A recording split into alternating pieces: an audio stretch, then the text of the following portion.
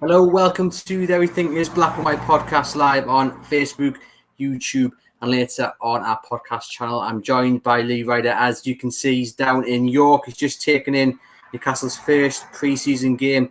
They lost 1-0 down at the LNER Community Stadium.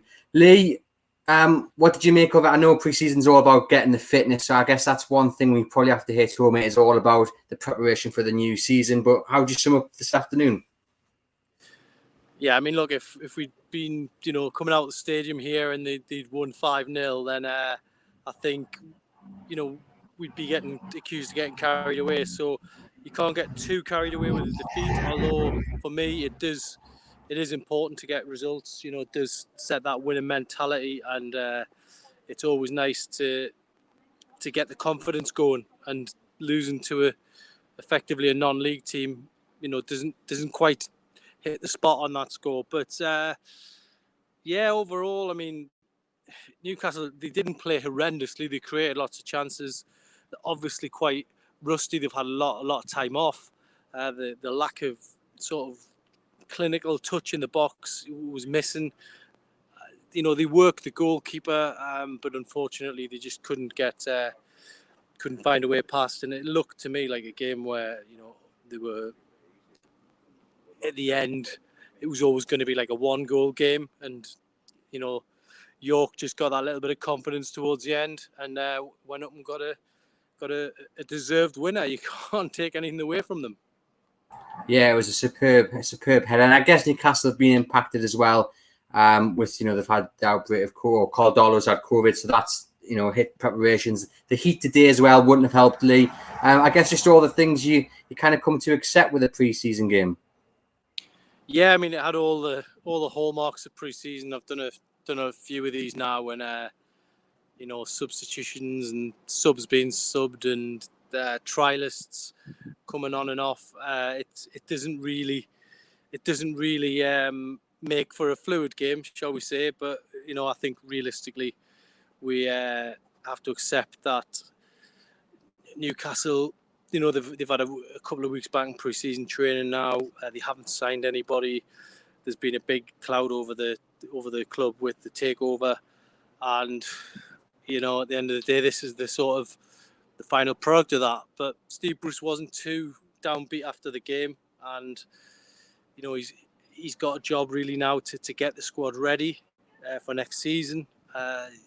Florian Lejeune is going to be sold, and I would say there'll probably be a couple more departures as well.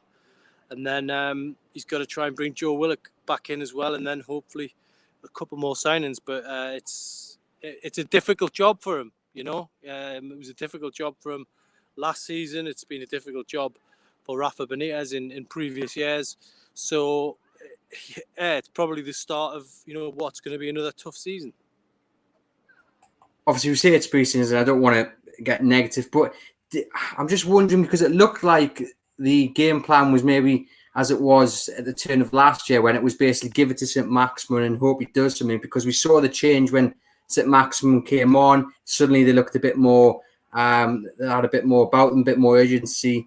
Is that a bit unfair, do you think, or can you see the point there? Yeah, I can see a point. I think they suffered a bit of a setback in terms of the system that they were set up to play with Joe Linton. He went off with a thigh injury, so that wasn't the best of starts for him. The service, you could probably put a question mark over that for Wilson, although he did have a couple of half chances, can we say. And overall, it was just that, as I say, that lack of clinical touch in the box, which hopefully will come. I think Wilson is going to be boosted going into the new season. He's been given the number 9 shirt. That there is no greater honour for a striker at Newcastle to have that. So he's probably going to be in decent fettle, and we'll see. They've got some tough pre-season friendlies coming up, but today they will they'll benefit from having that 45 minutes to an hour in the tank. You mentioned Lejeune. Looks like he's heading for the exit. Steve Bruce confirmed that after the game. We saw Kel Watts start today. Big things expected of him. He impressed last season out on loan. He looked composed today on the ball. What do you think the future holds for him? Is there a chance that he could be part of the first team squad going into the new season, do you think? Well, there's always one that sort of breaks in. A couple of seasons ago, it was Matty Longstaff. Before that was his brother Sean. There's always one that gets that opportunity. It'd be nice if it was Kel Watts. From his point of view, I've watched him a few years now, coming through the under-23s. He's more than a centre-back. He can play centre mid, or he can play a little bit further up the park as well. So he is a player that Newcastle hold a lot of hopes for. He was on loan at Plymouth last season, and that went well. So, I mean, today he barely put a foot wrong. So for me, I would like to see more of him in pre-season. But being realistic, would it benefit him to go on loan? Again, I would say it probably will. And from his point of view, that's experience is the key factor now. Andy Carroll's exit confirmed as well. Bruce spoke about that after the game. He said he had a conversation with him. There was an offer, put to him earlier in the summer. Are you surprised to see that he has left, or do you think, it's the best result or the best outcome for both parties? I think, without actually speaking to Andy Carroll in the aftermath of what's been said today, I think there was at one point he would like to stay. I think last season when Newcastle were in sort of relegation trouble, I think that he would have probably stuck with the club even if he'd gone down. But Steve Bruce, from his point of view, can he guarantee him first team football? I don't think he can. But it's one that's been sort of bubbling along really over the summer, and we've finally got some clarity on it from Steve Bruce today, who's almost. Well, he's pretty much said it. Good luck to him, and everyone moves on. Just finally, then Joe Willock. We all know he's one of the priorities to get back to Newcastle this summer. Doesn't seem to be in the plans at Arsenal. Though Arteta is definitely going to have a look at him. Bruce at the end of after the game said, it's up to Arsenal. It's Arsenal's call. Do you think we'll get a decision in the coming weeks? How important is it to get that deal done sooner rather than later, and make sure that we've got a player like Willock back in the squad? I mean, just looking at Arsenal's pre-season so far, they need a few decent players as well. And Willock's obviously, come through their academy. They're keeping an eye on him. But, if push comes to shove, can they guarantee him first team football?